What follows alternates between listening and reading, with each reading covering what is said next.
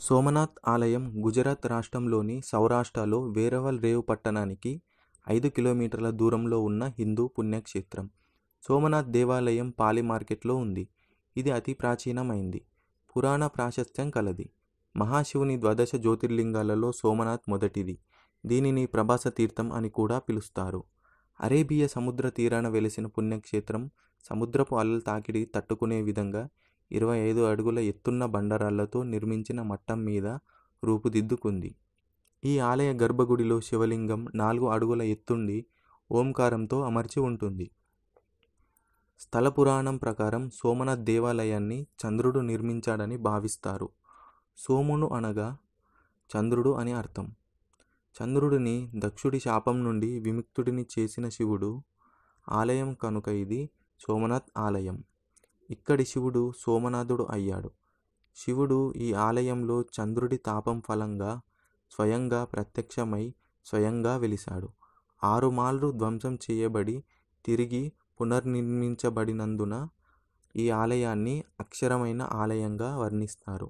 చివరిసారిగా ఈ ఆలయ పునర్నిర్మాణం జరిగింది జూనాగఢ్ భారతదేశంలో విలీనమైన సందర్భంలో.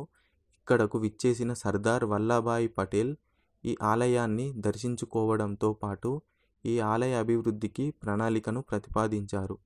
పటేల్ మరణాంతరం భారతదేశపు మరియొక మంత్రి అయిన కెఎం మున్షి ఆధ్వర్యంలో ఈ పునర్నిర్మాణపు కార్యక్రమాలు కొనసాగించబడ్డాయి. పురాణ కథనం అనుసరించి ఈ ఆలయాన్ని చంద్రుడు బంగారంతో నిర్మించాడని, ఆ తరువాత రావణుడు వెండితో నిర్మించాడని, కృష్ణుడు దీనిని కొయ్యతోనూ నిర్మించారని, భీముడు రాతితో పునర్నిర్మించారని చెబుతారు. సోమనాథ్ ఆలయంలో ఎవ్వరికీ అంతుపట్టని విచిత్రం ఒకటుంది. అది చంద్రుడు ప్రతిష్ఠించిన శివలింగం. ఆలయం మధ్యలో భూమి లోపల ఎటువంటి ఆధారం లేకుండా శివలింగం నిలిచి ఉంటుంది. గాలిలో తేలినట్లుండే ఈ శివలింగం ఎవ్వరికైనా వర్ణించలేని ఒక అద్భుత దృశ్యం. సోమనాథ్ ఆలయం లోపల విశాలమైన మండపం, ఎత్తైన గుండ్రటి గోపురం కనిపిస్తాయి. గర్భగుడిలోని శివలింగం పెద్దది. శివలింగం వెనకాల పార్వతీదేవి విగ్రహం కనిపిస్తుంది. ద్వారానికి కుడిపక్క, వెనుకపక్క వినాయకుని విగ్రహం, ఆంజనేయుని విగ్రహాలు ఉన్నాయి. ఉత్తర భారతదేశాన ఎక్కువ మంది హిందువులు శివాలయాల్లో దీపాలు వెలిగిస్తూ కనిపిస్తారు. ముఖ్యంగా జ్యోతిర్లింగాల క్షేత్రాలలో అయితే చెప్పనవసరం లేదు. కిక్కిరిసిన భక్తజన సందోహంతో కాలు కింద పెట్టడానికి కూడా స్థలం ఉండని విధంగా ఉంటుంది. సోమనాథ్ ఆలయం అద్భుతమైన చెక్కడం, వెండి తలుపులు, నంది విగ్రహం. భక్తులు కార్తీక పూర్ణిమ పండుగ సమయంలో ఈ ఆలయాన్ని విశేషంగా సందర్శిస్తారు.